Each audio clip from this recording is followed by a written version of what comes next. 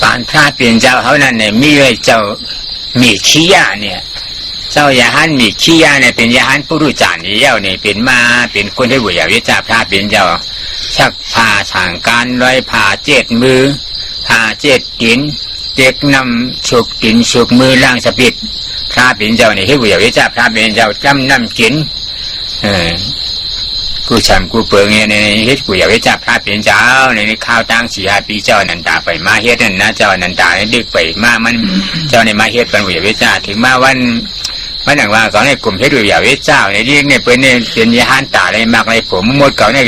เปลี่ยนผู้รู้จักในชั้นกลุ่มเฮ็ดกูอยากจับพระเป็นเจ้าเนี่ยเจ้าโยก็แน่ก็ดีก็ย้อนข้างพระเป็นเจ้าไอ้กะอาทุกกรรมฐานกว่าเนี่ยเพราะในเผยก็มีเผยกูอยากไปจับพระเป็นเจ้ามันหนึ่งก็ย้อนข้างพระเป็นเจ้าพอเปลี่ยนแล้วกี่ผู้รู้จักเนาะในเดมันดีปันกาเนี่ยนะมีเผยวิวิจารเก่าเนี่ยพระปีนเจ้าเนี่ยเพราะว่ากาเหตุการณ์จากได้มากเลยผู้นั่นจริงกินข้างบันกำเดียวนั่นนะเพราะข้างบันเนี่ยในตีได้เฮ็ดเจ้าหือขาพระปีนเจ้าเขาแต่ได้แจ้งอัตรามากตราผู้นั้นที่บันตราไหนเนี่ยจะพระปีนเจ้าจังว่าอานัตตาเชงีโนมีชียาเนี่ยอานัตจัมปะหิยดีมีชียาหนุกใจฮักเก่ามีชียาเว้ยเนี่ยอนัตตาเฉงีโน่เขาต้องหรืออนัตตานั่นแน่มันเป็นอันเหรอมันเปลี่ยนหือไว้ถ้าถามว่ามันเปลี่ยนหือไว้เนี่ยให้ปล่องแจ้งเลี้ยงใจต้องหรือเนี่ยเพราะต้องหรืออนัตตาเฉงีโน่ไม่เชี่ยเนี่ยอัตตัมปะหิยติเนี่ยอย่างไว้วางแบบอัตตานันตาเนี่ยเอาอันเขาต้องไว้อนัตตาเฉพาะนั่นเฉยอยู่ดีอนัตตาเฉพาะเฉยเดมกะวางแบบอัตตาเนี่ยวางเป็นอัตตาให้จริงหรือด่าวางอัตตาเนี่ยโอ้อนัตตาเฉพาะในความเก่าเนี่ยวางอัตตานะอัตตาเนี่ยมันว่าขันธาจิโคต่อไปเห็นว่ามันเป็นของมันนะมันว่าเป็นของมันเรียกอนัตตาในสมานใจของมันนะก็เป็นในกายอยู่แบบไผ่อนัตตาอันหวานใจของเก่านั่นเนี่ยอ๋ออนัตตาเฉพาะเนี่ยว่าเนี่ยว่นใครจริงไหนเนี่ยไม่จริงปล่อยยติปล่อยว่ามันไม่ดีตาเนี่ยวิจารอุปจติเพราะเห็นนั้นจึงวิจารหยันมากหยันผลหยันนั่นที่เกิดขึ้นมาปนิงว่างามหมู่เยาเนี่ยถ้าเป็นเจ้าข้อมันจะมีขี้ยานะ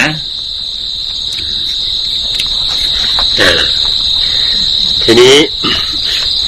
หลวงพ่อก็ได้พูดถึงท่านเมขิยะพระเมขิยะเนี่ยเป็นพระอุปถากพระพุทธเจ้าคอยตักน้ำนะถวายคอยซักผ้าคอยถวายพระทหารดูแลล้างบาตรล้างอะไรต่างๆเป็นอุปถากพระพุทธเจ้าก่อนที่พระอานนท์จะมาท่านเมขิยะเนี่ยเป็นพระอุปถากอยู่แต่ท่านเป็นพระภิกษุปุถุชนอุปถากพระพุทธเจ้าอยู่หลายปีนะจนพระอานนท์มานะแต่ว่าตอนที่อุปถากอยู่นั้นพระอานนท์ยังไม่มาแต่ว่าท่านเมขิยะก็มาคิดลำพึงกับตัวเองว่าเราเนี่ยมาอุปถากพระพุทธเจ้าอยู่แต่ว่ายังเป็นปุถุชนยังไม่ได้มรรคได้ผลอะไรเลยอยากจะปฏิบัติเพื่อให้ได้มรรคผลก็จึงไปกราบขออนุญาตพระพุทธเจ้าเมื่อไปกราบขออนุญาตพระพุทธเจ้าว่าจะไปปฏิบัติธรรมเพื่อให้ได้มรรคได้ผลอย่างนั้นพระพุทธเจ้าก็ทรงอนุญาตทันทีอันนี้หลวงพ่อก็บอกว่าถ้าเป็นภิกษุปุถุชนเนี่ยยังไม่มีใครมาอุปถากดูแลเนี่ยท่านคงไม่อนุญาตแน่แต่นี่พระพุทธเจ้าอนุญาตทันทีเพราะว่าพระองค์เห็นประโยชน์ว่าถ้าอนุญาตแล้วเนี่ยคนคนนั้นก็จะได้ไปประพฤติปฏิบัติได้ทำต่างๆทีนี้เมื่อท่านเมขิยะขออนุญาตแล้วท่านก็ถามกราบทูลถามพระพุทธเจ้าว่าถ้าข้าพเจ้าจะไปปฏิบัติธรรมเนี่ยข้าพเจ้าจะเอาข้อธรรมอันใดไปประพฤติปฏิบัติถึงจะดีถึงจะได้ผลพระพุทธองค์ก็จึงจัดตัดบาลีบทนี้ออกมาว่าอนัตตสัญญิโนเมขิยะอัตตังทาเหยติวิชาอุปสติเนาะซึ่งมีความหมายว่าอนัตตาสัญญิโนคือความพิจารณาให้รู้สึกให้จำได้ว่าอนัตตาเนี่ยมันเป็นยังไงนะหาอนัตตาให้มันจำได้อนัตตาหาอนัตตาให้ได้เมื่อเธอหาพบอนัตตาได้แล้วเนี่ยอัตตาเนี่ยมันก็จะถูกปล่อยทิ้งไปทุกขณะที่เธอเห็นอนัตตาเมื่อเธอทำอย่างนี้ต่อไปอยู่เรื่อยๆในที่สุดวิชาคือมรรคผลนิพพานน่ะมันก็จะเกิดขึ้นกับเธอพระพุทธองค์ตัดสั้นๆอย่างนี้ให้ท่านเมขิยะเนาะ ให้ปองใจว่าในขันธากายะเขาจะพระเป็นอย่างนั้นจะมีขี้ยาเนี่ยมันมีไว้อัตตานั่นมันเป็นเหตุทุกข้าหลงโนโลกาในจังหมดจังมิดเกิดเจ็บตายนะอัตตานั่นนะกำในอนัตตานั่นมันทำเป็นเหตุที่อันได้เกิดเจ็บตายตราสองตัวนี่คำเปลี่ยนตราชานคัดกันนะพอเป็นตราชานคัดกันเมื่อไหร่จริงอันเท่าอยู่มากินมาชะมาแต่วันเมื่อเดี๋ยวเนี่ยไอ้เจ้าว่าในจิโคต่อไปเป็นอัตตานั่นเหตุการงานเกิดเจ็บตายทั้งวันอัตตาเฉพาะในเหตุการงานอเปชีพุงทั้งวันในห้ำหูนะเพราะห้ำหูนี่ก็เพราะว่าอันเลยเปลี่ยนเนื้อเปชีพุงอันนี้อ่านคับนับป้อมได้เยอะอย่างเลยมาเป็นคนหนึ่งจ่าแต่หนึ่งเป็นอย่างนั้นเนี่ยก็เป็นนั้นเพราะว่าเขาหูจักอนัตตาเอาหนุ่นเองเอาอนัตตานั่นเป็นเหตุทุกข้าก็เย็นตีทุกข้าเกิดเจ็บตายรับหมดเห็นหายนั้นแล้วเนี่ยอยู่ภายอนัตตาเฉพาะตราเสียตราตัวใดใครเกิดขึ้นมาเกิดในจิโคตัวปาติโนกตัวในตัวเรื่องนี้ก็ดูวนว่าพิจารณาโอ้อนัตตาเฉพาะในของเกาหลวงในวางเปียดอัตตาเนี่ยที่เตมันเนี่ยเพราะว่าอนัตตาเฉพาะในของเขาตั้งวางเป็นอัตตานอนเป็นเดียวกันนั่นนะมันปองว่าอัตตาในกำเอาเยาก็อนัตตาก็เยามันปองวันไหนนะเพราะกรรมเขาเนี่ยนะเขาพิจารณาเจ้งนะเนี่ยพระเป็นเจ้าละเนี่ยจะมีขี้ยาเนี่ยจะมีขี้ยาในอำพึงนั้นอย่างตัวเปลี่ยนอรหันต์ตากาเนี่ยนะว่าจะมีขี้ยาต้องเป็นเจ้าอรหันต์ตากายามือเจ้ามีขี้ยากับเฮ็ดไว้กับอาทุกตรานั่นน่ะมีเผยว่าอย่าไปจ้าพระเป็นเจ้าในเขาจังห้องเจ้าอนันตาเกิดกับพระเป็นเจ้ามาเจ้านันตาในบินชอตาป่าเนาะนั่นเจ้านันตาในมาให้เหวี่ยงวิจารพระเป็นเจ้าใน40 ปีเจ้ามีขี้ยาเฮ็ดมากข้าวตั้ง3 ปี4 ปีนะให้เขาปองเจ้าเนี่ยใจจำตราจะมีขี้ยาล้านเนี่ยนั่นเนี่ยถ้าเป็นเจ้าอำเปียดเพิ่มเดินเพิ่มล้านเนี่ยติมันที่ชื่อมันเดียวเนี่ยเขาหากูกวนงอหลุยอยู่เยี่ยมนับถือเจ้ามีเฮ็ดทางหาบอกในจำเวเนี่ยอัตตานั่นแหละเป็นต้นเหตุแห่งทุกข์เนาะอัตตาเนี่ยมันจะบอกว่าตั้งแต่หัวเนี่ยจนถึงเท้าเนี่ยลงมาทั้งหมดเนี่ยเป็นของมันทั้งสิ้นนะตั้งแต่หัวถึงเท้าเนี่ยเป็นของมันทั้งสิ้นแต่อนัตตานั่นน่ะมันจะบอกว่าตั้งแต่หัวถึงเท้าเนี่ยไม่ใช่ของมันไม่ใช่ของเราไม่ใช่ของเราอัตตาว่าเป็นของเราตั้งแต่หัวถึงเท้ามันตรงกันข้ามกันอย่างนี้มันเป็นธรรมที่ขัดแย้งกันอยู่อย่างนี้เพราะฉะนั้นเมื่อเราหาอนัตตาอยู่หาเพื่อจะให้เห็นอนัตตาคือสภาวะธรรมทั้งหมดเนี่ยที่มันปรากฏชัดอยู่ในตัวในใจเราเนี่ยถ้าเราหาอยู่จนมันเข้าใจยอมรับว่าอ๋อทั้งหมดเนี่ยเป็นอนัตตาเห็นชัดถึงอนัตตาอย่างนี้ก็จะเห็นว่าทั้งหมดทั้งหัวถึงเท้าเนี่ยมันไม่ใช่ของเรามันไม่ใช่ของเราเมื่อมันเป็นอย่างนี้อัตตานั้นก็จะตกไปก็จะตกทำลายไปเนาะพระพุทธองค์ก็ได้ตรัสสอนท่านเมขียะอย่างนี้ท่านเมขียะก็เอาข้อธรรมข้อนี้เนี่ยไปประพฤติปฏิบัติไปพิจารณาหาอนัตตาอยู่เมื่อหาอนัตตาพบเมื่อไหร่อัตตาก็ตกหาอนัตตาพบเมื่อไหร่อัตตาก็ตกเมื่อมันหาพบจนชัดเจนหมดสิ้นแล้วอัตตาก็ตกหมดนะเข้าถึงอนัตตาเข้าถึงสภาวะอนัตตาอย่างนั้นในที่สุดท่านก็ได้บรรลุธรรมเป็นพระอรหันต์ในช่วงที่ท่านพาหิยะไปประพฤติปฏิบัติธรรมนั้นไม่มีใครดูแลอุปถากพระพุทธเจ้าพระภิกษุทั้งหลายก็เลยไปนิมนต์ท่านพระอานนท์ให้มาดูแลพระพุทธเจ้าเนาะให้มาเป็นองค์อุปถากดังนั้นผู้ที่อุปถากพระพุทธเจ้าเป็นคนแรกคือท่านเมขียะอุปถากพระพุทธเจ้าอยู่ 3-4 ปีนะและเวลาที่เหลือนั้นพระอานนท์ก็มาอุปถากพระพุทธเจ้าอยู่40 กว่าปีรวมทั้งหมดพระพุทธเจ้า45 ปีนะฮะอันนี้เป็นตัวอย่างอันดีที่ให้พวกท่านทั้งหลายได้มาพิจารณาข้อธรรมสั้นๆเพียงแค่นี้เนี่ยเป็นข้อธรรมของพระพุทธเจ้าพระพุทธเจ้านี่ไม่หลอกใครวาจาของพระพุทธเจ้าเป็นความจริงทั้งหมดทั้งสิ้นดังที่ว่ามาเนี่ยถ้าเธอเฝ้าพิจารณาหาอนัตตาอยู่นั่นนะอัตตามันก็จะตกลงไปและมรรคผลนิพพานก็จะเกิดกับเธอถ้าว่าสั้นๆ วาจาอันนี้คำสอนอันนี้เนี่ยขอให้ท่านทั้งหลายจำใส่ใจแล้วเอาไปประพฤติปฏิบัติเดินตามรอยทางของท่านเมขียะแล้วท่านก็จะได้รับความสุขนะเข้าถึงมรรคถึงผลอย่างท่านพระเมขียะธรรมบรรยายวันนี้ก็ขอยุติลงเพียงเท่านี้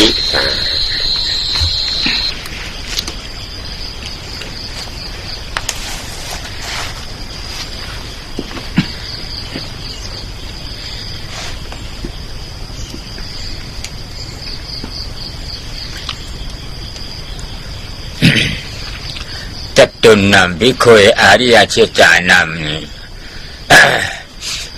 เผาอีกจะบำถ้าเป็นอย่างว่าพี่ขวยด้วยอาหารเขาไว้เนี่ยจะตูนำอริยสัจนำจะตูนำมิชีเปิงเชียงเลยอริยสัจน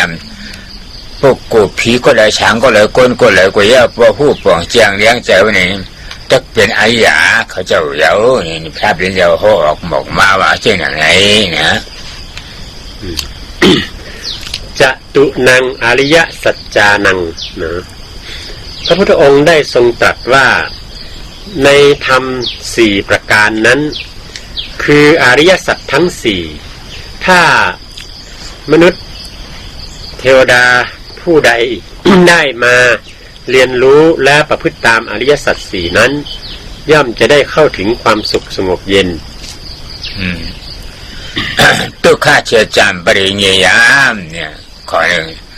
ทุกข้าเชื่อจำทุกข้าเชื่อจาทุกข้าเตะจืดเตะจะเตะทุกข้านั่นเลยทุกข้าเนี่ยมีเสียงเทียงยาวเนี่ยปริญญยามนี้สารถอมธรรมปองแจงเลี้ยงใจหัวอ๋อขันถาหาเปิงหาป้าจิหูตัวปลายตีนเนี่ยเป็นทุกข้าที่หลงไหนเลยเฉยทุกข้าเนี่ยมีเสียงยาวเลยมีเสียงเทียงยาวมีทุกข้าสำเดียวเปิงเดียวก็ยาวในโลกาหลงเนี่ยมีเสียงเทียงยาวๆเนี่ยฮัดหานแจ๊บยุ่มยำนับถือที่ไหนเนี่ยจริงห้องว่าทุกข้าปริญญยามอริยสัจข้อที่หนึ่งนั้น ได้แก่ทุกขสัจจะทุกขสัจจะปริญเยยังพระพุทธเจ้าตรัสไว้อย่างนี้ทุกขสัจจะปริญเยยังแปลว่าทุกเป็นสิ่งที่ควรกำหนดรู้กำหนดรู้อย่างไรกำหนดรู้ด้วยการศึกษาจนรู้เห็นเข้าใจชัดเจนแจ่มแจ้งว่าขันธ์ห้าเนี่ยมันเป็นก้อนทุกข์กองทุกข์โลกทั้งโลกนี้มีแต่ทุกข์อย่างเดียวไม่มีอย่างอื่นเลยเข้าใจอย่างนี้เรียกว่าทุกขปริญเยยังรู้จักทุกข์ในทุกขปริญญาอริยสัจจำเนี่ยพระพุทธบุคคลพอหู้ปองเชียงแล้วจะจับตัทธานเสียหยุ่มยำนับที่ว่ามันมีสังเกตเอาเลยทุกข้าเนี่ยในปองเชียงแล้วจะหันถึงไหนในห้องว่าบุคคลก็นั่นห้องว่าอริย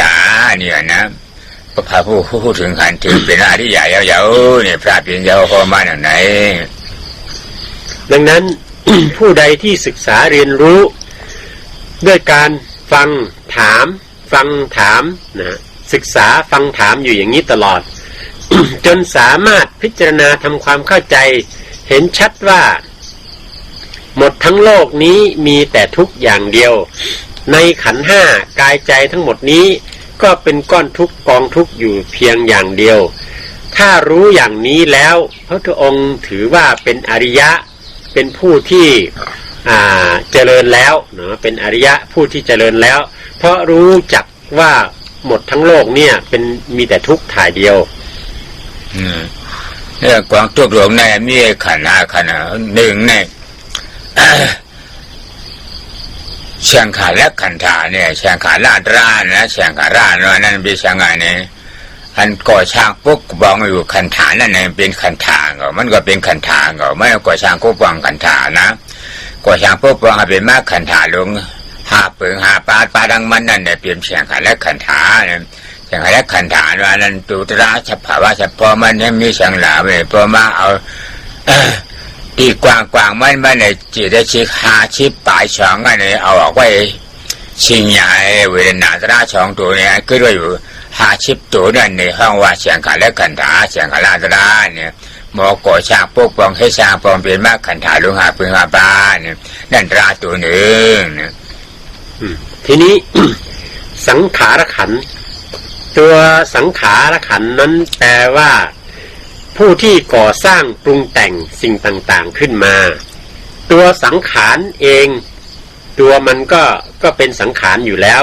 และตัวมันเองก็เป็นผู้ที่ไปก่อสร้างปรุงแต่งสิ่งอื่นๆขึ้นมาอีกอันนี้คือเรียกว่าสังขารขันธ์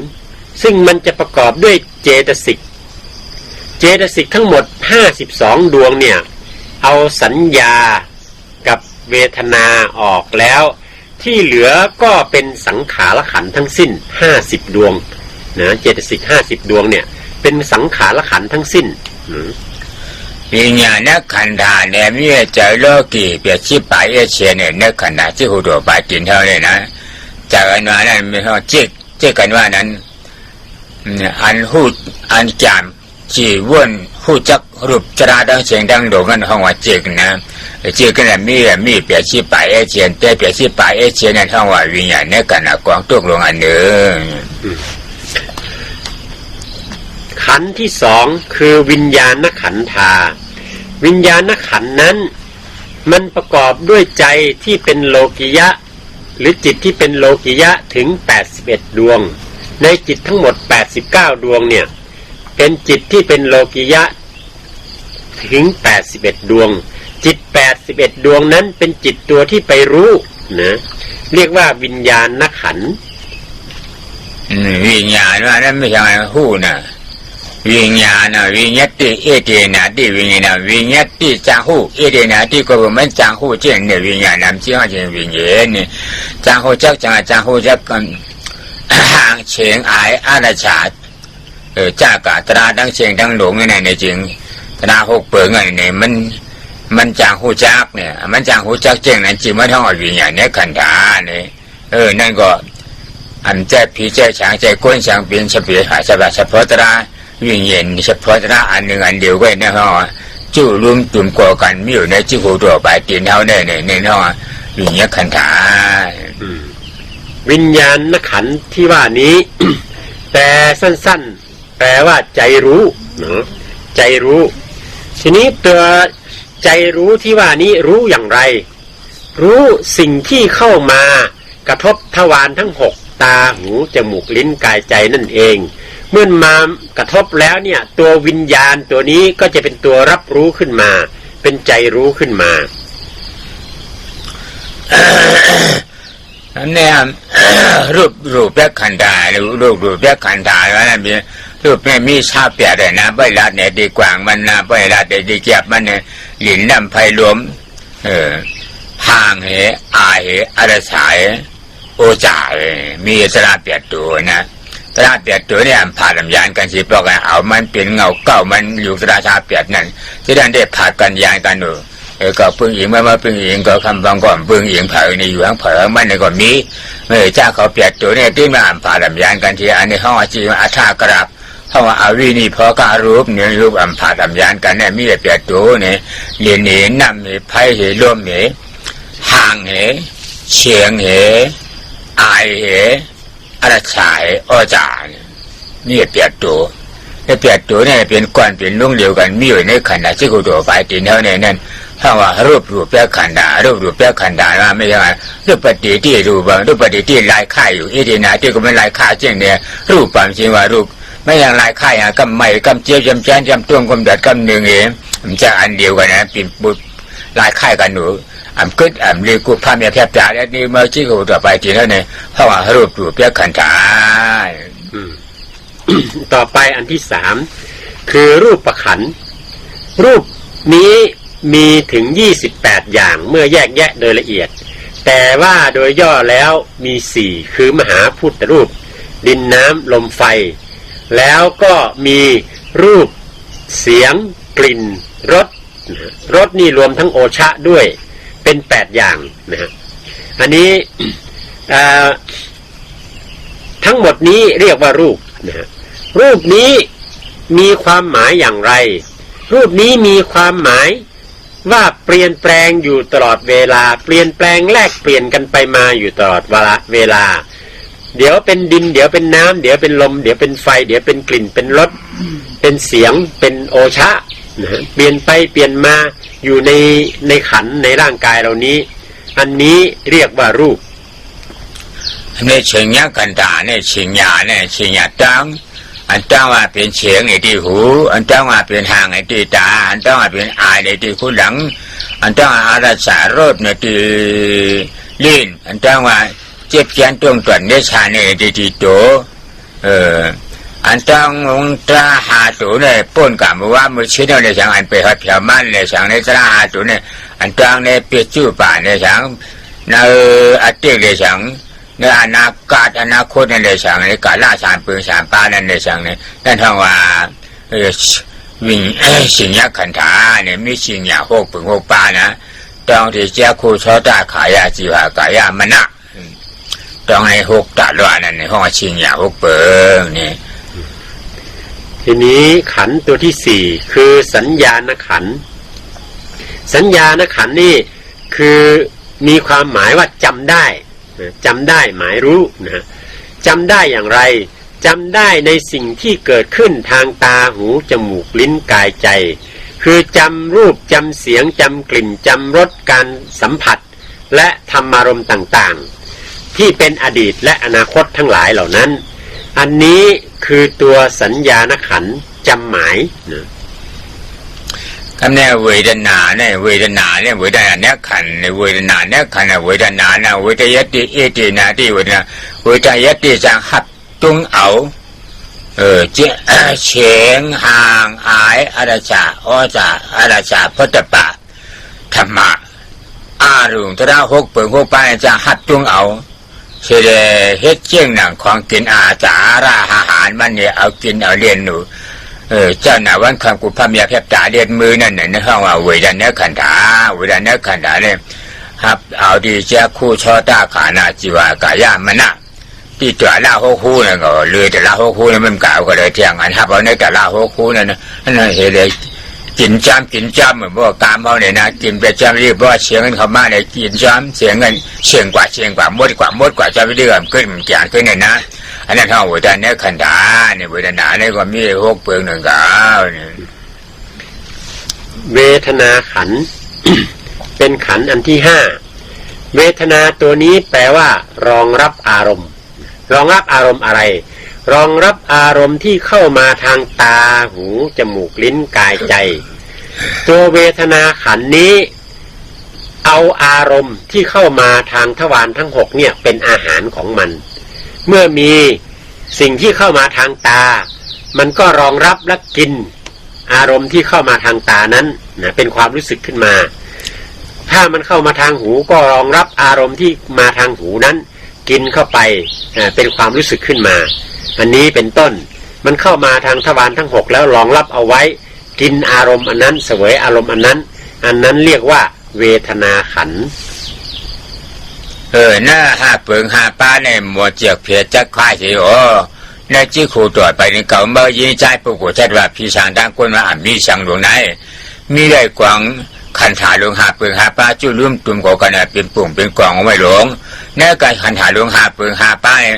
เป็นกองทุกข้าหลวงในเนาะในดังหาอันในเป็นกองทุกข้าเนี่ยปองแจ้งเลี้ยงใจเห็นหมดเจียกเพียจักควายว้วนหันถึงอยู่เยี่ยมเน่นๆหนาไม่ได้จริงผู้กูก็ยังท่องว่าอริยาทีนี้เมื่อบุคคลใดได้มาศึกษาแล้วรู้จักจำแนกแยกแยะขันธ์ทั้งห้านี้ออกไปแล้วรู้จักว่าขันธ์แต่ละขันธ์นั้นมันทำงานทำหน้าที่อย่างไรเข้าใจชัดเจนอย่างนี้แล้วท่านกล่าวไว้ว่าพระพุทธเจ้ากล่าวไว้ว่าผู้ที่รู้จักแยกแยะขันธ์ห้าและเห็นว่าขันธ์ห้าทั้งหมดเนี่ยมันเป็นก้อนทุกข์กองทุกข์มันเป็นทุกข์แต่เพียงถ่ายเดียวอย่างนี้แล้วอันนี้เรียกว่าเป็นอริยะเป็นผู้เจริญเป็นผู้รู้ตำในอันเปลี่ยนมาขันธาหลวงหาป้าเนี่ยมันลูกจะเหลือหนึ่งมาล่ะเนี่ยทุกคำสมุทัยยำปหาตปัมเนี่ยขันธาหลวงหาเปิงหาป้าขันธากองทุกหลวงเลยมันลูกจะเหลือมาทุกข้ามาดีจำมุตยาเชียจ่าเนี่ยที่จำมุตยาเชียจ่าเจ้าจะอันนั้นในป่าปหาตปัมจ้างโมผ้าวางเปียดจ้างหมอพาว่างเปลี่ยนมันนั่นนะจ้างมาว่างปล่อยเปลี่ยนมันนั่นอันจ้างหมอว่างปล่อยเปลี่ยนขันเหตุของขันธาหาป้าอันเลยมาขันธาเปิงหาป้าเนี่ยสมุทัยเจจ่าสมุทัยเนี่ยฉัมมาอุตยาชัจจะฉัมมาอันว่านั่น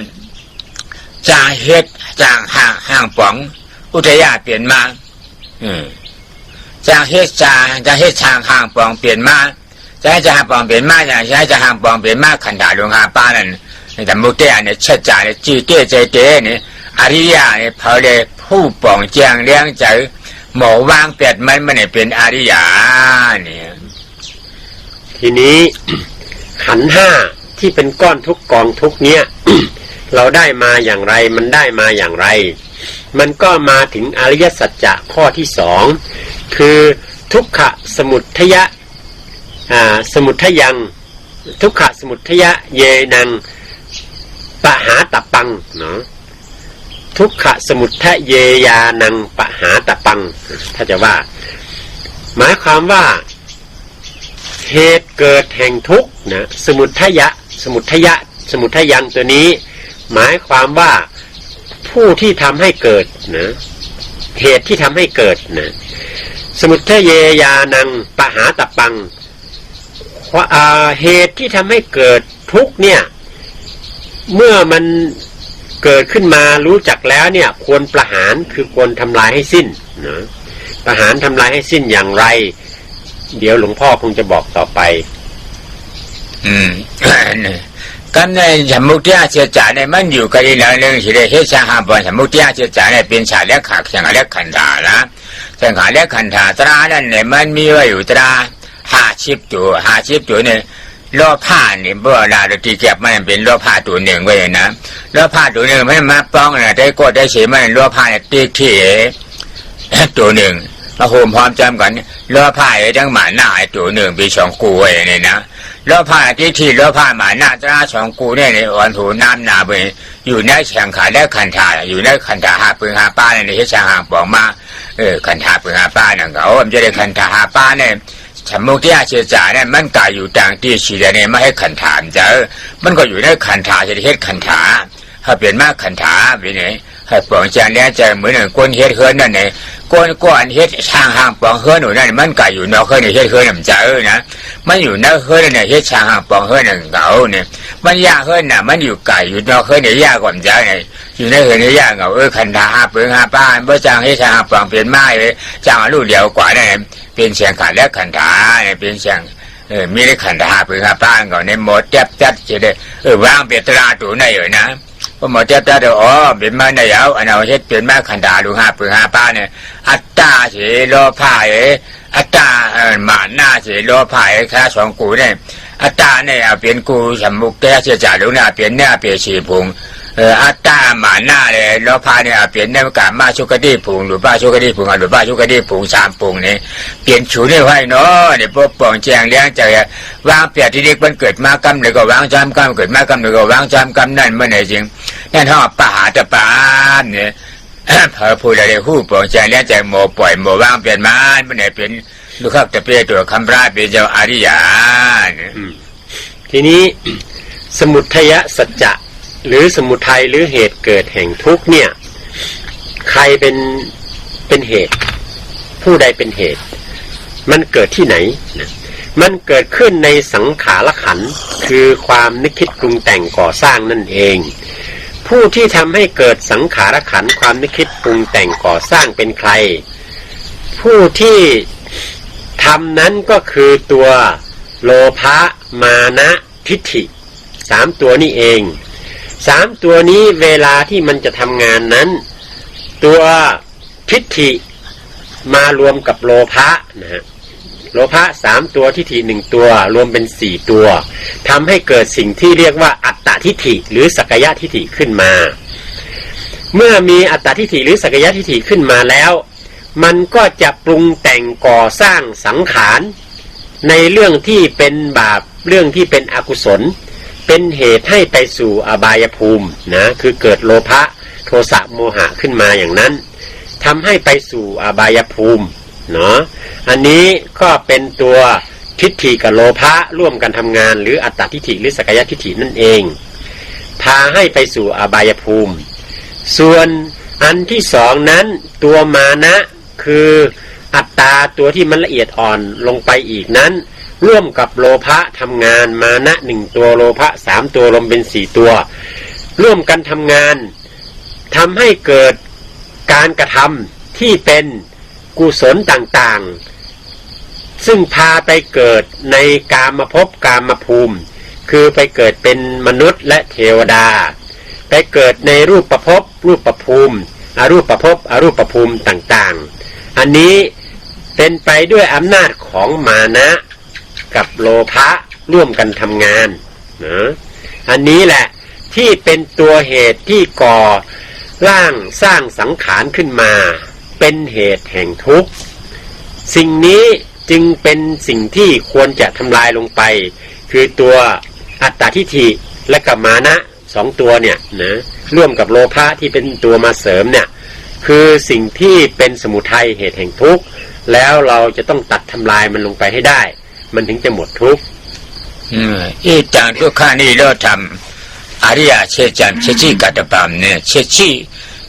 เนี่ยนั่นเนี่ยหมอรับตาเฉยนะเชชิกัตตปัมหมอรับตาจะได้หันขึ้นมาแล้วตาเก่าๆนั่นหมอรับตาหันขึ้นมาแล้วตาจะเงหมอรับตาหันขึ้นมาเรียนอัตตาติที่จังโลภะหมาหน้าจังโลภะตราสองตัวรับหมดเดียนหายสองกุลรับหมดเดียนหายกว่านั้นมือนางนั้นเพราะว่านี่โลธาเชชิกัตตปาโมเหตะอัตตาเลยโลภะโมเหตะมาหน้าเลยโลภะตราสองกุเหตุจมุทิยะเจจาลงทุกขเจจาตราดวงรับหมดเดียนหายนั่นเองจึงอริยสัจจาในพวกกูอันก็นั่นในก็ห้องว่าอริยเขาจะเป็นพระเป็นเจ้าทีนี้มาถึงอริยสัจสี่ข้อที่สามทุกขนิโรธังอริยสัจจังสัจฉิกัตตปังนิโรธความดับทุกข์นั้นพึงทำให้แจ้งนะสัจฉิกัตตปังพึงทำให้แจ้งสภาวะนิโรธนั้นคือความดับทุกข์โดยสิ้นเชิงจะทำอย่างไรให้มันแจ้งก็เมื่อเราทำลายต้นเหตุแห่งทุกข์คือตัวอัตตทิฏฐิกับมานะนะฮะและโลภะให้ขาดดับลงไปแล้วเมื่อเหตุแห่งทุกข์นั้นดับขาดลงไปความทุกข์นั้นก็ไม่เกิดขึ้นนะเมื่อความทุกข์ไม่เกิดขึ้นก็จะได้เข้าถึงนิโรธะความสุขสงบเย็นเมื่อความสุขสงบเย็นหรือนิโรธะเกิดขึ้นแจ้งขึ้นอย่างนี้จึงเรียกว่าทุกขนิโรธะอริยสัจจังสัจฉิกัตตปังได้ทำให้แจ้งแล้วเมื่อได้ทำนิโรธะให้แจ้งขึ้นแล้วอย่างนี้จึงได้ชื่อว่าเป็นอริยะนะพระพุทธเจ้าสรรเสริญว่าเป็นอริยะเป็นผู้รู้เป็นผู้ตื่น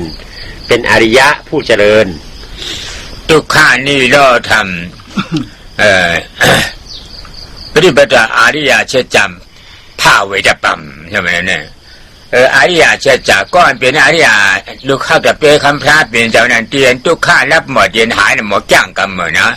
หมดจ้างให้ช่างห่างปองกันจ้างให้ช่างห่างปองกันเที่ยงคืออะไรภาเวตปัมเพเตือนยาวๆคำมันหือเพเตือนมาเป็นยังเป็นสมาสังกัปปะนั่นนะไอ้ที่สมาให้เชื่อกับมาสังกัปปะนำเพราะมันเกิดขึ้นมาอัตตาเลยหมาหน้าหมาหน้าเลย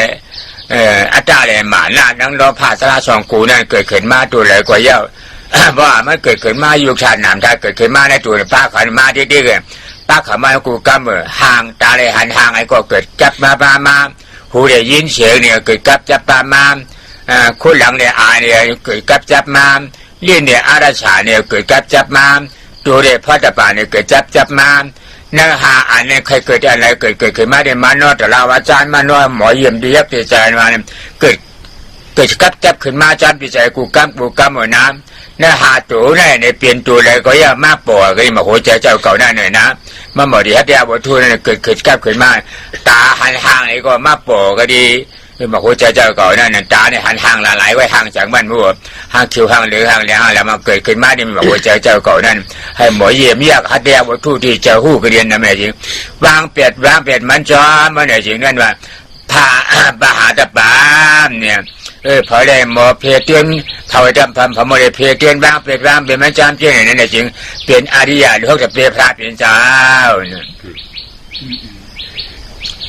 ทีนี้มาถึงอริยสัจข้อที่สี่คือมรรคนั่นเองนะฮะอันนี้บาลีพุทธองค์ได้ตรัสไว้ว่า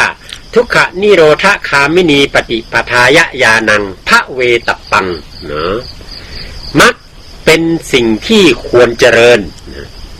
คือการเจริญมรรคมีองค์8นั้น ตัวมรรคที่เอามาเจริญก็คือตัวปัญญามรรคสัมมาสังกัปปะสัมมาทิฏฐินะสัมมาสังกัปปะนั่นเป็นตัวเหตุสัมมาทิฏฐินั่นเป็นตัวผลเนาะเมื่อเจริญการพิจารณาค้นหาแล้วมันก็ย่อมจะเห็นนะเห็นตามที่มันเป็นจริง ทีนี้จะค้นหาที่ไหนหลวงพ่อก็ได้บอกว่า เมื่อมีการกระทบสัมผัสขึ้นที่ทวารทั้ง5คือตาหูจมูกลิ้นกายเนาะเมื่อตากระทบรูปมัน มันก็เมื่อตากระทบรูปหูกระทบเสียงลิ้นกระทบรส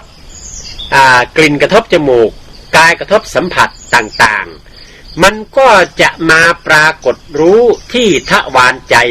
คือมโนวิญญาณธาตุมันจะมารู้ที่หัวใจมโนวิญญาณธาตุนี่มันอยู่ที่หัวใจหทัยวัตถุของเราเนี่ยเมื่อตาหูจมูกลิ้นกายมันกระทบอะไรแล้วมันจะมาปรากฏรู้ขึ้นที่ทวารใจที่ประสาทใจที่หัวใจของเราเมื่อมันกระทบที่ประสาทใจหัวใจของเราหัวใจนี่รับการกระทบสั่นสะเทือนขึ้นมาแล้วมันจึงผุดขึ้นมาเป็นความรู้สึกเนาะเป็นเวทนาเป็นความรู้สึกขึ้นมาแล้วก็เป็นความนึกคิดเป็นความรู้สึกยินดียินร้ายต่างๆและเป็นความนึกคิดปรุงแต่งสังขารขึ้นมากระบวนการของมันจะเป็นอย่างนั้นทีนี้เมื่อเราเอาปัญญามาพิจารณาเข้าตามสายแห่งการกระทบสัมผัสอันนี้เมื่อมันมากระทบที่มโนวิญญาณธาตุกระทบที่ใจแล้ว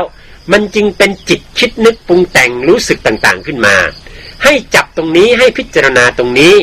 เมื่อมันเป็นจิตรู้สึกขึ้นมาแล้วความรู้สึกที่เกิดขึ้นมานั้นก็จะมีความรู้สึกยินดียินร้ายเฉยๆอยู่3ตัวเท่านั้นตัณหากิเลสตัณหามันจะเกิดขึ้นมาจากตรงนี้นี่เองเพราะว่าความรู้สึกที่เกิดขึ้นมานั้นมันมีอัตตาอยู่ในนั้นความยินดียินร้ายมันมีอัตตาอยู่ในนั้นเมื่อเราพิจารณาเห็นถึงที่เกิดของมันตรงนี้แล้วตรงนี้คือสมุทัยกิเลสตัณหาต่างๆมันเกิดขึ้นมาเพราะความที่มีการกระทบสัมผัสและมียินดียินร้ายเกิดขึ้นมาเมื่อเราเฝ้าแล้วเราเห็นตรงนี้ชัดเจนก็ปล่อยวางตรงนี้ปล่อยวางความรู้สึกยินดียินร้ายที่มันเกิดขึ้นจากการกระทบสัมผัสก็เหมือนกับปล่อยวางอัตตานั่นเองเมื่อปล่อยวางอัตตาลงไปอย่างนี้แล้วอัตตาก็เกิดไม่ได้ตัณหาเกิดไม่ได้สมุทัยเหตุแห่งทุกข์มันก็จะดับไปเนาะอัตตทิฏฐิแล้วก็มานะ2ตัวเนี่ยมันเกิดตรงเนี้ยเกิดตรงความรู้สึกยินดียินร้ายเนี่ยเมื่อเราปล่อยยินดียินร้ายเสียไม่เอามันเสียอัตตทิฏฐิวิจิกิจฉาไม่เกิดต้นเหตุแห่งทุกข์ไม่เกิดสมุทัยไม่เกิดทุกข์ก็ไม่เกิดอันนี้คือทุกขนิโรธคามินีปฏิปทายญาณังพระเวตปังเจริญการพิจารณาอย่างนี้อยู่เนืองๆในที่สุดเหตุแห่งทุกข์นั้นก็จะดับไปแล้วก็ตราสีตัวในทุกข้าหมดแจ๊บจัดหูหันถึงว่าเป็นทุกข้าเตี้ยๆเนี่ยสมุทัยล้อผ้าได้มาหน้าล้อผ้าได้ที่ที่เนี่ยเป็นเหตุสมุทัยจะจ่าเป็นจ่าเกิดขึ้นมาทุกข้าจะจ่าได้เลยฉังหมอเปียดวางเป็นมันเลยช้างเนี่ยกันได้เตียนอัตตาเลยมาหน้าในรับหมอจีนหายกันนั่นหมอรับตายเยี่ยมเยียกหลอนตัวนั่นเลยช้างเนี่ยเตียนอัตตาเลยมาหน้าได้รับหมอจีนหายกันนั่นหมอเพเตียนนั่นเลยช้างเนี่ยเนื้อตราสีจูในห้องว่าเชี่ยจ่าสีป้าเชี่ยจ่าสีป้าเนี่ยผู้กูผู้แล้วเผยเลยผีก็เลยช้างก็เลยก้นก็เลยผู้ปองแจ้งเลี้ยงใจหันถึงในก็หมอเฮ็ดหมอช้างนี่ก็ผู้กูก้นนั่นห้องว่าอาริยาเนี่ยอาริยาเชี่ยจามผู้กูก้นหันถึงเชี่ยจ่าสีป้าเนี่ยเป็นอาริยาเนี่ยบอกการภาวนาอาริยาเชี่ยจ่าหน่อยนั่นนะเพี้ยนอะไรเปลี่ยนแล้วนี่ก็เปลี่ยนมันยาวนี่อาริยาหน่อยนั่นมันปองว่าช่างไหนปองว่าก็ผู้เฮ็ดพิษเนี่ยก็เฮ็ดพิษเตียนพิษก่อนเลยกว่าแล้วนะเตียนพิษเดี๋ยวละงานติเดชาเวดาสุริเกเปชิภูมิเป็นดีกว่าพิษเมืองผีเมืองโกนเป็นดีกว่าพิษเมืองช้างเป็นดีกว่าพิษน่าดีกว่าพิษกับมาหรือบ้าโลกาหรือชามเมืองชามป้าเนี่ยนี่เลยกว่าอย่าป้อมเลยกว่าที่พิษอย่างไรก็ห้องว่าก้นเฮ็ดพิษเนี่ยป้อมเฮ็ดพิษก่อนเลยกว่าที่พิษเนี่ยปองแจงเลี้ยงใจนะให้ช่างมั่นเลยเฮ็ดพิษหลาเนี่ยจริงตั้งหันพิษอันว่าเก่านั่นน่ะมีตั้งหยุ่มพิษอันนุ่มหยุ่มยำว่าเป็นเก่าเป็นก่อนก็มีเอาเลยสระช่องตัวรับหมดเจียนไทยจังหวะพวกกลุ่มเฮ็ดพิษเนี่ยทีนี้เมื่อว่ามาโดยละเอียดอย่างเมื่อกี้แล้ว มาสรุปว่า ตัวอริยสัจทั้ง4นั้นอริยสัจข้อที่1คือทุกขสัจจะนั้นเป็นสิ่งที่ควรกำหนดรู้เนาะกำหนดรู้ให้หมดว่าขันธ์ทั้ง5เนี่ยรูปนามกายใจเนี่ยมันเป็นก้อนทุกข์กองทุกข์นะให้เห็นชัดว่าโลกนี้ทั้งโลกนี้เป็นทุกข์อันนี้ เป็นข้อที่หนึ่งทุก ข้อที่สองสมุทัยสัจจะ สมุทัยสัจจะนี่ควรประหารคือควรทำลายควรเอาออกสมุทัยสัจจะมีอะไรสมุทัยสัจจะมีโลภะมานะทิฏฐิถ้าว่าโดยฟังให้ง่ายก็คือ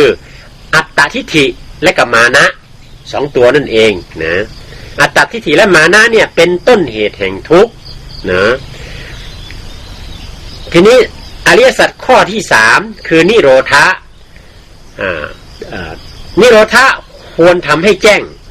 เมื่อใดที่เราสามารถถอนเอาต้นเหตุแห่งทุกข์คืออัตตทิฏฐิความเห็นผิดนะวิจิกิจฉาความเชื่อผิดว่าเป็นตัวเป็นตนเป็นเรานะและมานะความถือตัวถือดีว่าเป็นเราเป็นตัวเป็นเรานั้นถอนออกไปได้แล้วมันจะได้เข้าถึงสภาวะที่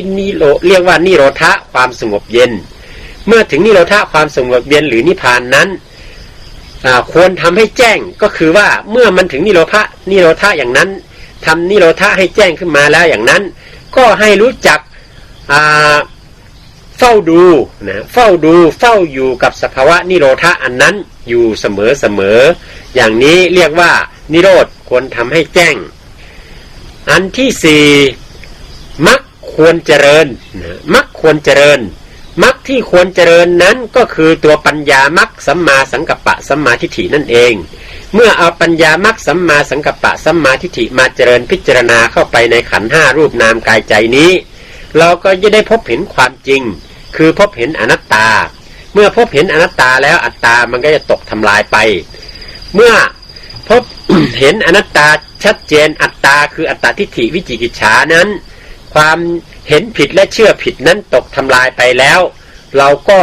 จะได้เข้าเสวยสุขจากภาวะนิโรธคือความสุขสงบเย็นเมื่อได้เห็นแจ้งในอริยสัจทั้งสี่อย่างนี้แล้วพระพุทธองค์จะได้ทรงสรรเสริญว่าผู้ที่เห็นแจ้งอริยสัจสี่แล้วนั้นได้ชื่อว่าเป็นอริยะอริยะแปลว่าผู้ไม่กระทำผิดอรินะอริราชศัตรูอะไรต่างๆแล้วนะแปลว่าทำผิดนะยะนี่แปลว่าไม่ทำแล้วนะยะแปลเอาออกไม่ทำแล้วอริยะแปลว่าผู้ไม่ทำผิดอีกต่อไปไม่ทำผิดอย่างไรไม่ทำผิดคือไม่ทำบาปอกุศลที่จะพาไปอบายไม่ทำผิดคือไม่ทำอกุศลที่จะพาให้ไปเวียนว่ายตายเกิดเป็นมนุษย์เป็นเทวดาเป็นพรหมไม่ทำอีกแล้วเมื่อไม่ทำผิดอย่างนั้นแล้ว เหตุที่จะไม่ทำผิดเพราะเหตุที่จะทำผิดก็เพราะว่ามีความเห็นผิดคือเห็นว่าเป็นเราคือมีอัตตาอยู่เชื่อผิดมีวิจิกิจฉาอยู่มันถึงได้ทำผิดในสิ่งต่างๆแต่เมื่ออัตตาไม่มีแล้วขาดลงไปแล้วความที่จะทำผิดเพื่อไปสู่อบายไปสู่กามไปสู่ความเป็นพรหมทั้งหลายเหล่านั้นก็ไม่มีเมื่อมันไม่มีแล้วความที่จะต้องไปเวียนว่ายตายเกิดอีกก็ไม่มีอันนี้จึงได้ชื่อว่าผู้ที่ไม่ทำผิดอีกเมื่อไม่ทำผิดอีกก็ไม่ได้ไปสู่ที่ผิดนะเมื่อไม่ได้ไปสู่ที่ผิดก็พ้นจากโลกนี้นะพ้นจากโลกนี้ไม่ต้องมาทุกข์เวียนว่ายตายเกิดในโลกอีกอันนี้จึงได้ชื่อว่าเป็นอริยะการถามมันว่ากว่าเปลี่ยนผีเปลี่ยนก้นเปลี่ยนสางใช่ไหมกับพิษอยู่เนี่ยไม่ให้ฉังมันพิษด่าเนี่ยให้พระผู้ที่ปล่องมันนะเปลี่ยนก้นก็พิษอยู่นะให้อย่างพิษด่าเนี่ยมันน่ะพิษในเกิดที่เกิดเจ็บตายเนี่ยมันพิษที่นั่นนะแล้วกับเปลี่ยนก้นเนี่ยเลยเกิดเจ็บตายเนี่ยมันพิษเดียวนะแล้วเปลี่ยนก้นเราช่างแบบเงี้ยวเกิดเจ็บตายอะไรจ้าเลยกับพิษกดีนาเนี่ยในตั้งกับผู้รู้จักกับตั้งกับพิษนะเลยกว่าเปลี่ยนช้างหรือป้าชีวิตผงนั่นก็เปลี่ยนผงเลยก็ย่าอายุอาชาผู้ใดอยู่เป็นห้าปากกำผ่านี่ก็ช่างกว่าพิษอยู่ให้แข่งวันพิษด่าเนี่ยเลยกว่าเกิดเจ็บตายเลยพิษอยู่เนี่ยเลยกว่าเป็นอาหรือป้า ที่ว่าชาเพื่ออยู่เปลี่ยน16,000เฮงในก่อนเลยกับพิษอยู่ให้ฉังมันพิษด่าเนี่ยเลยกะเกิดเกลียดเจ็บตายอยู่เนี่ยนั่นก็กะมาแล้วก็ดูบ้าแล้วก็ดูบ้าแล้วก็หลง3ทีเลยใครกว่าที่เลยกว่าเหยากว่าเปลี่ยนตาที่กว่าพิษมันหมดเนี่ยอริยาเขาเจ้าในอ่ำโมกว่าเหยาหมอเงือเหยาเนี่ยให้เขาปองแจงเลี้ยงเจ้าด้านกับพิษทีนี้ก็จะมีคนถามว่าก็เมื่อการได้ไปเกิดเป็นคนไปเกิดเป็นเทวดาไปเกิดเป็นพรหมอย่างนั้นแล้วเนี่ยทำไมถึงบอกว่าเดินทางผิดอยู่ที่ว่ามันเดินทางผิดอยู่นั้นเพราะอะไรเพราะว่าความที่ได้ไปเกิดเป็นคนไปเกิดเป็นเทวดาในกามภพกามภูมินั้นมันก็ต้องมาเวียนว่ายตายเกิดอยู่สำคัญที่มันผิดก็คือมันต้องมาเวียนว่ายตายเกิดอยู่แม้แต่สูงขึ้นไปจากนั้นการที่ได้ประพฤติสมถะภาวนาและไปเกิดเป็นพรหมที่เป็นรูปประพรหมอรูปประพรหมทำไมถึงว่ายังผิดเนาะมันสูงขนาดนั้นทำไมถึงว่ายังผิดมันผิดอยู่เพราะว่าการที่ไปเกิดเป็นพรหมรูปประพรหมหรืออรูปประพรหมนั้นในที่สุดเมื่อหมดบุญแล้วก็ต้องกลับมาเวียนว่ายตายเกิดอยู่มันผิดตรงที่มันจะต้องมาเวียนว่ายตายเกิดอยู่มาทุกข์อยู่นั่นเองถึงได้ชื่อว่ายังเป็นการเดินทางที่ผิดนะยังไม่เป็นอริยะแต่เมื่อไรได้ พ้นออกมาจากความเวียนว่ายตายเกิดเนาะได้เป็นอริยะคือได้ถึงมรรคทั้ง4มรรคแล้วนั้นได้พ้นจากความเวียนว่ายตายเกิดตามลำดับจนไม่ต้องมาตายมาเกิดอีกนั้นน่ะนั่นแหละถึงจะเป็นทางเดินที่ถูกเป็นทางเดินของพระอริยะเพราะพระอริยเจ้าทั้งหลายนั้นท่านไม่ต้องกลับมาเกิดอีกนะในที่สุดท่านจะไม่ต้องกลับมาเกิดอีกไม่ต้องมาเวียนว่ายตายเกิดอีกอันนั้นถึงจะได้ชื่อว่าเดินทางที่ถูกต้องจากพิษบางก็จริงนั้นเนาะแล้วก็ราศีตัวเนี่ยปุกกูพูดเลยพอเลยหู้ปองแจงเลี้ยงไก่จ้ำหนังอนาถเมนมาเนี่ยปุกกูก็นั่นยิงก็นั่นใจก็นั่นก้นเฮินก็นั่นขุนก็นั่นจะหมุนเจ้าฉางเจ้าช้างป้านั่นมาเลยห้องว่าเป็นอริยาเนี่ยมดดัดชินิปังแจงเลี้ยงเป็นอริยามีทางพิษเดียวเพราะมีทางพิษไม่ได้กว่ากันเลยลืมกว่าที่เฮ็ดพิษนั่นที่เฮ็ดพิษนะเป็นนิพพานเลยนะนิพพานนั้นว่านั่นมีการปาลีไว้การเฮานี่บอกไงหวานวาละเนี่ยตัณหายะนิคมติเนี่ยเอเจนาตินิปานำเนี่ยวาละนั่นปุตลายเตียนกันเลยนะตัณหายะตัณหาว่าโลภะกูหนึ่งโลภะในทิฏฐิกูหนึ่งโลภะในมานะกูหนึ่งขายเป็นตัณหานะขาในปุตเปลี่ยนลายเตียนกันนี่เลยเฮ็ดสร้างข้างเปล่านั่นห้องว่าตัณหาวาระเนี่ยตัณหาวาระนี่คำดีออกผ่าญาณกลางพ้นกว่าเอเจนาที่ก็เป็นมันออกผ่าญาณกลางพ้นกับตัณหาช่องกุตระหลงช่องกูอ่อนหูน้ำหน้าให้สร้างหางปองก่อสร้างกระดาษทุกข้าหลงมาอยู่ในจริงนี่คำที่นี่ออกพ้นกว่ากันนี่ป่านนำจีห้อยนี่ป่าเนี่ยนี่ป่านนั้นชาวป่าที่ชานี่ป่านอนุป่าที่ชานี่ป่านชาวป่าที่ชานี่ป่านออกพ้นว่าหน้าตัณหาตราหลงช่องกูเนี่ยมันชอตาป่านออกว่าหน้าเลยล่ะออกเลยว่าลาบติ๊กที่เลยมาหน้าเนี่ยชอบดับไปเจ้ากระการนะเพราะเป็นอนาการอายานจานออกแล้วเนี่ยออกเลยมาหน้าเลยติ๊กที่มาหน้าโลภะเนี่ยจะได้ช่องกูออกพ้นโมเดลนะเพราะว่าเปลี่ยนทั้งสิช่องกูเนี่ยเป็นอริยช่องกูนั่นนี่ก็ตราช่องกูนี่ก็ออกพ้นโมเดลปรมากูนี่ออกพ้นจันนาเลย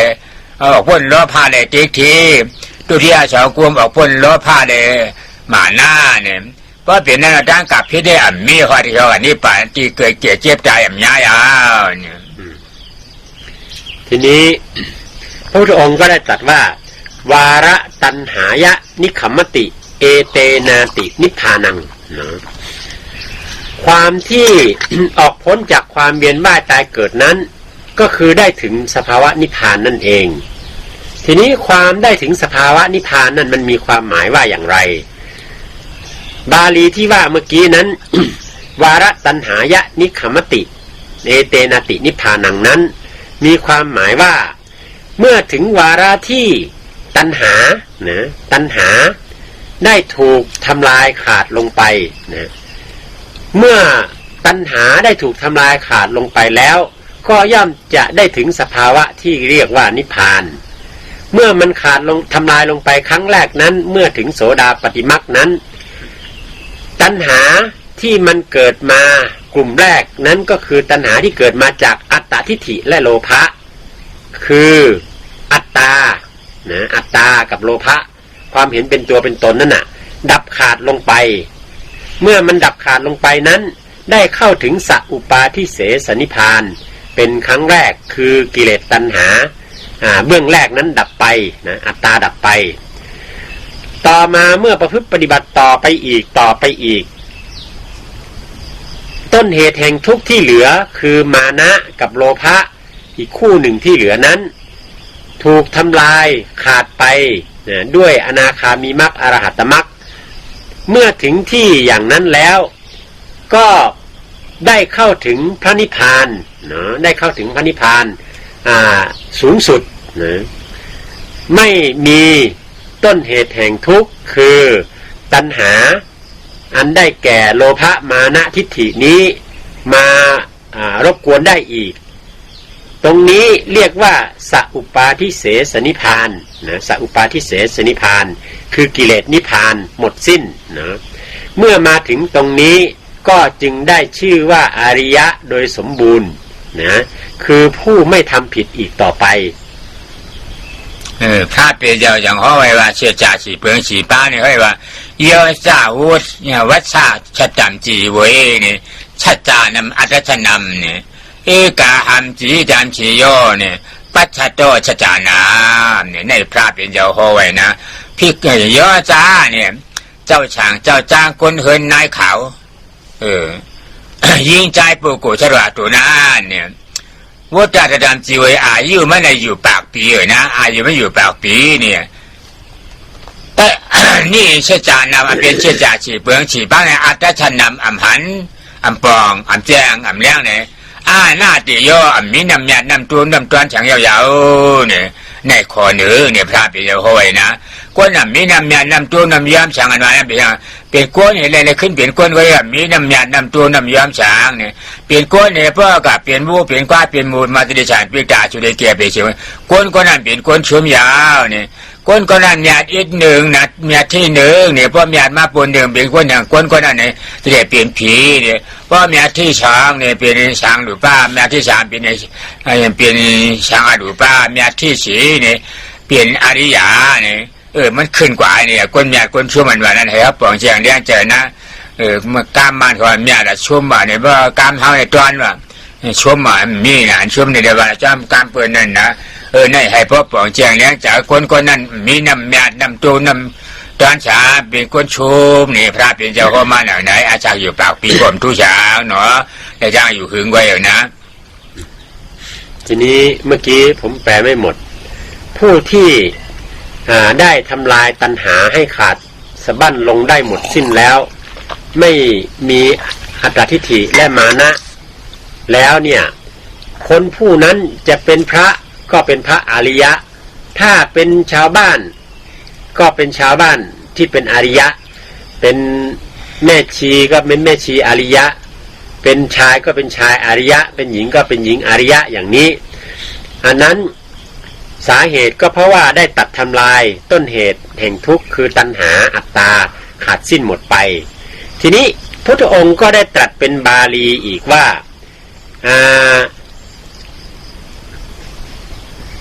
โยจะวัสสะที่หลวงพ่อพูดเมื่อกี้น่ะซึ่งมีแปลความหมายว่าจะเป็นคนผู้ใดก็ตามถึงแม้ว่าจะได้เกิดมาเป็นคนมีอายุถึง100 ปีนะแต่ถ้าหากว่าไม่รู้จักอริยสัจทั้ง4นะไม่เข้าใจไม่รู้จักอริยสัจทั้ง4คนผู้นั้นก็เป็นคนที่เกิดมาสูญเปล่าไร้ประโยชน์นะเป็นคนที่หมดค่าไม่มีค่าเพราะไม่รู้จักอริยสัจทั้ง4นะความที่เกิดมา100 ปีนั้นก็100 ปีเปล่าๆไม่ได้ประโยชน์อะไรเลยนะความหมายเป็นอย่างนี้เอกาหัมจีจำจีโยเนี่ยตัชนามเชจามใช่ไหมเนี่ยกันนะเดี๋ยวจากยิงก็นั่นใจก็นั่นเจ้าช่างเจ้าจังโกนเหินก็นาเนี่ยนะพระเป็นเจ้านะที่กลางไปนั่นนะ เอกาหำอายุชาอยู่วันหนึ่งก็อริยเจจานะดัชนำหันถึงอริยเจจาทุกขเจจาสมุทัยเจจานี่ล้อท่าเจามรรคเจจาฉีเบืองฉีบ้านเนี่ยตีโอเนี่ยเมียเนี่ยก็อันตายอยู่วันหนึ่งก็ในเมียฉีก็อันอาชาอยู่ปากเปลี่ยนรู้ก่อนยาวๆเนี่ยพระเปลี่ยนจะเขาเช่ฉ่ำมุกปูขาดรองอ่ำผู้เชี่ยจ่าฉีเบืองฉีบ้านยุกยองอามยอนผู้พิจารฉีเจิงฉีบ้านนั้นมีมาหนักไหนทีนี้บาลีที่หลวงพ่อยกต่อมาอีกนั้นคือผู้ที่หากว่าแม้เพียงเกิดมามีอายุเพียงวันเดียวแต่ว่าสามารถรู้ถึงอริยสัจทั้งสี่เข้าใจได้และประพฤติปฏิบัติได้ตามอริยสัจทั้งสี่คนผู้นั้นได้ชื่อว่าเป็นคนเกิดมาคุ้มค่าแห่งความเป็นคนเป็นคนที่มีค่าสมบูรณ์ยิ่งเพราะว่าเขาได้รู้จักถึงอริยสัจสี่และทำความแจ้งในอริยสัจสี่ให้เกิดขึ้นกับตนเองความหมายเป็นอย่างนี้แต่ที่ฮันเชี่ยจ่าฉีเปิงฉีป้าเนี่ยเดี๋ยวเอาเปียดปิ้งหยาบเฉียงๆเลยเพราะว่าหมอเปียดปิ้งหยาบเฉียงๆในมันที่เรียกเติมหันไหลเนี่ยปิ้งหยาบมันเฉียงมันเป็นอะไรในเก๋าเฮาผีโกนฉางชัดว่ายิงใจเจ้าจ้างนายเขาต้ากว่าของโลกีจากมือห้องต่างในห้องปิ้งหยาบเนี่ยปิ้งหยาบตราหรือในมันห่อจุกห่อปุกจักเฮจับลับเปียดทุกข้าเจจาแต่มุขเจจานี่เราถ้าได้แม้กาเจจาฉีเบืองฉีป้านะเพราะว่าหมอเปลี่ยนเลยปิ้งหยาบลงอันไหนไปไหนเจจาฉีเบืองฉีป้าเนี่ยจะได้หันถึงเลยมีทีนี้ความที่จะได้รู้ถึงอริยสัจทั้งสี่นั้นถ้าหากว่ามีบัญญัตินะมีบัญญัติอยู่คือยังมีบัญญัติว่าเป็นสัตว์บุคคลตัวตนเราเขาเป็นชีเป็นชายเป็นหญิงเป็นสิ่งนั้นสิ่งนี้อยู่ถ้ายังมีบัญญัติอยู่นี้เนี่ยไม่มีโอกาสจะได้เห็นอริยสัจถ้าพูดให้ฟังง่ายอีกหน่อยก็ว่าถ้ายังมีความนึกคิดปรุงแต่งอยู่นะมันจะไม่เห็นอริยสัจทั้งสี่เพราะว่าบัญญัติต่างๆเนี่ยบัญญัติอัตตา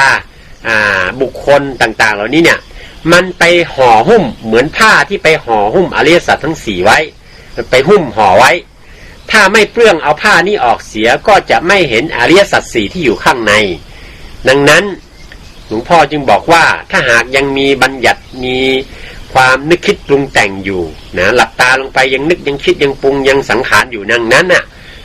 มันไม่มีโอกาสจะได้เห็นอริยสัจทั้งสี่แต่เมื่อไหร่เอาบัญญัติออกแล้ว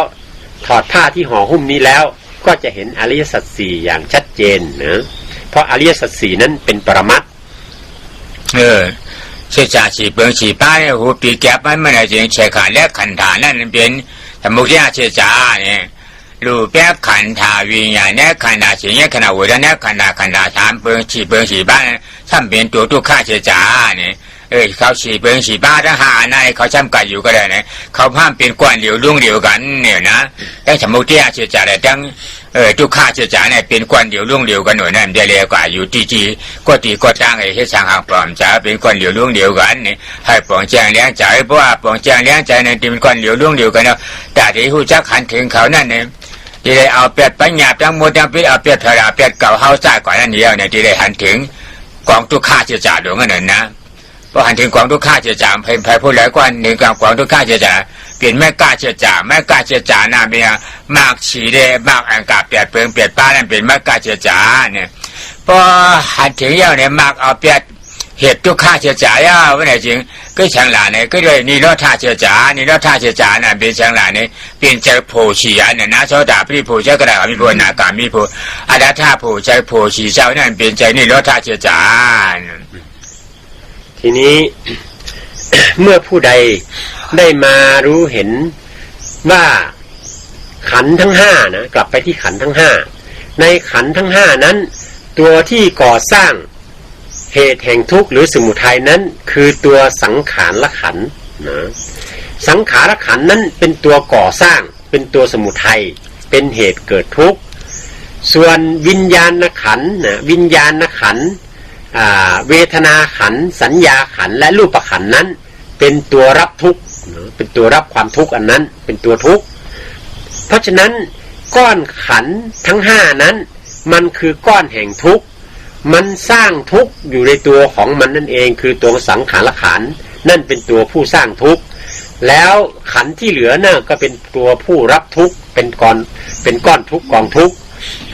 เมื่อมาเห็นความจริงอย่างนี้เห็นขันธ์เป็นทุกข์อย่างนี้แล้วทำอย่างไรล่ะถึงจะออกจากขันธ์อันเป็นทุกข์อย่างนี้ก็มารู้ความจริงตามอริยสัจว่ามรรคมีองค์8มรรคมีองค์8ในอริยสัจนั่นแหละคือทางที่จะขุดเอาสมุทัยคือเหตุแห่งทุกข์นั้นออกไปก็จึงมาเจริญมรรคเมื่อเจริญมรรคเอาเหตุแห่งทุกข์นั้นออกไปได้แล้วผลทุกข์คือความทุกข์นั้นก็จะดับตามไปเมื่อผลทุกข์ความทุกข์นั้นดับตามไปแล้วสิ่งที่เหลือคืออะไรล่ะสิ่งที่เหลือคือนิโรธะความสงบเย็นนิพพานนั่นเองเมื่อบุคคลได้พิจารณาเข้าใจอย่างนี้ประพฤติปฏิบัติอย่างนี้ถอนเอาเหตุแห่งทุกข์ออกไปได้อย่างนี้แล้วได้ชื่อว่าเจริญตามมรรคมีองค์8ได้เจริญอริยสัจ4ได้เจริญมรรคมีองค์8แล้วก็ได้เสวยผลคือได้รับนิโรธะความสุขเย็นเป็นผลที่กามหูที่แก็บมันนั่นเองอันได้เปลี่ยนมาติที่หลงอันนั้นมาได้กล้าจำจะได้ต่อถึงมาวันมือเหลียวเนี่ย1ชักกายติที่2ชัตตาติที่3บุชิตาติที่นะติที่หลวงทั้งหมดมี68อัน5บนในเป็นหูนาวเขาเนี่ย1ชักกายติที่ตรามีมันนะเกิดมาเปลี่ยนอย่างไปเกิดมาเปลี่ยน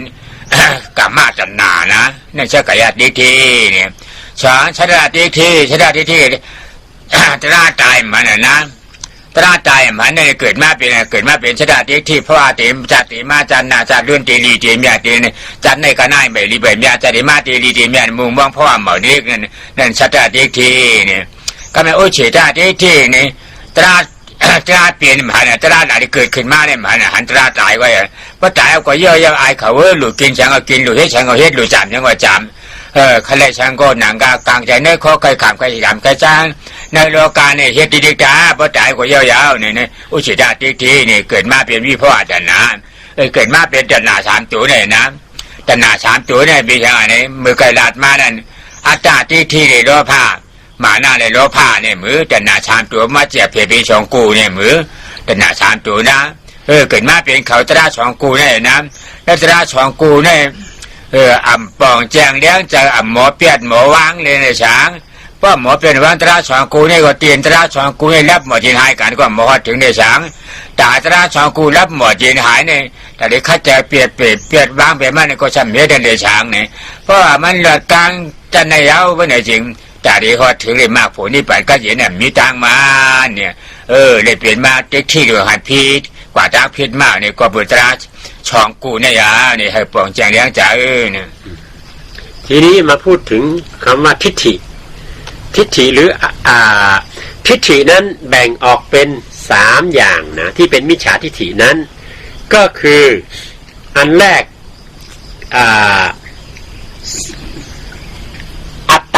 สักกายทิฏฐิหรืออัตตทิฏฐินะสักกายทิฏฐิหรืออัตตทิฏฐินั้นคือความเห็นว่าเป็นเราเป็นตัวเป็นตนนะ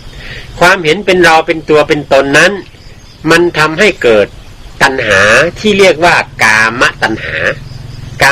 าคือความยินดีพอใจในรูปรสกลิ่นเสียงสัมผัสธรรมารมณ์นั่นเองเกิดกามตัณหาทิฏฐิที่เป็นมิจฉาทิฏฐิอันที่2นั้นเรียกว่าสัตตทิฏฐินะสัตตทิฏฐินั้นคือความที่ความตายไม่เห็นนะเห็นแต่ความเกิดเห็นแต่ความที่จะได้ไปเกิดในภพภูมิต่อไปจะได้สุขสบายต่อไปเมื่อมีสัตตทิฏฐิแล้วก็จึงทำให้เกิดตัณหาที่เรียกว่าภวะตัณหาคือความอยากได้อยากเป็นอยากมีสัตตทิฏฐิมีความเห็นว่าเกิดแล้วตายแล้วจะต้องไปเกิดอีกนะและเมื่อจะต้องไปเกิดอีกอย่างนั้นทำอย่างไรจะให้ได้ไปเกิดสุขเกิดสบายนะก็จึงเกิดตัณหาที่อยากจะไปเกิดสุขเกิดสบายเรียกว่าภวะตัณหาอยากได้อยากเป็นอยากมีอยากไปเกิดสบาย อย่างนี้อันนี้เป็นสัตตตทิฏฐิทิฏฐิที่เป็นมิจฉาทิฏฐิอันที่สามนั้นคืออุเฉททิฏฐิอุเฉททิฏฐินี้คือทิฏฐิที่เห็นว่าที่ความเกิดไม่เห็นนะเห็นแต่ว่าถ้ามันตายไปแล้วก็แล้วไปเป็นศูนย์ไม่มีอะไรแล้วเพราะฉะนั้นในชีวิตปัจจุบันที่เกิดมาเนี่ยอยากสุขอยากสบายอยากทำยังไงก็ทำไปเต็มที่เลยมันไม่มีบาปไม่มีบุญอะไรเพราะตายแล้วก็แล้วไปเป็นศูนย์แล้วกันไปอันนี้เป็นอุเฉททิฏฐิเมื่อมีทิฏฐิอย่างนี้เกิดขึ้นมามันจึงทำให้เกิดตัณหาที่เรียกว่าวิภวะตัณหาความไม่อยากได้ไม่อยากเป็นไม่อยากมีไม่อยากเป็นอะไรสักอย่างนะไม่ต้องการเป็นอะไรสักอย่างอันนี้เป็นอุเฉททิฏฐิเพราะสำคัญว่าตายแล้วก็ศูนย์ละนะอุเฉททิฏฐิทิฏฐิทั้งสามอย่างนี้นะเมื่อมาประมวลรวมแล้วก็กลับไปดังที่หลวงพ่อได้บอกว่าตัณหาน่ะเมื่อมาพิจารณาแล้วมันแบ่งออกได้เป็นสองคู่ที่หนึ่งคืออัตตทิฏฐิรวมกับโลภะนะคู่ที่สองคือมานะรวมกับโลภะนะสองคู่นี้คือตัวอัตตทิฏฐิและมานะเนี่ยเมื่อเอาออกได้เสียแล้วก็เหตุแห่งทุกข์หรือสมุทัยนั้นก็จะหมดไปแต่ว่าเพื่อให้เข้าใจละเอียดลึกซึ้งหลวงพ่อก็จึงได้แจกแจงออกมาอันนี้พระพุทธเจ้าก็แจกแจงอย่างเงี้ยว่ามิจฉาทิฏฐินั้นมีอัตตทิฏฐิสัตตทิฏฐิอุเฉททิฏฐินะส่วนอัตตทิฏฐินั่นน่ะคือคู่แรกนั่นเองส่วนสัตตทิฏฐิและอุเฉททิฏฐิคือคู่ที่สองคือคู่ของมานะกับโลภะนั่นเองอันนี้คือตัวต้นเหตุแห่งการเกิดตัณหาทั้งสามตัณหาพอธรรมะบรรยายในวันนี้ก็ขอยุติลงเพียงเท่านี้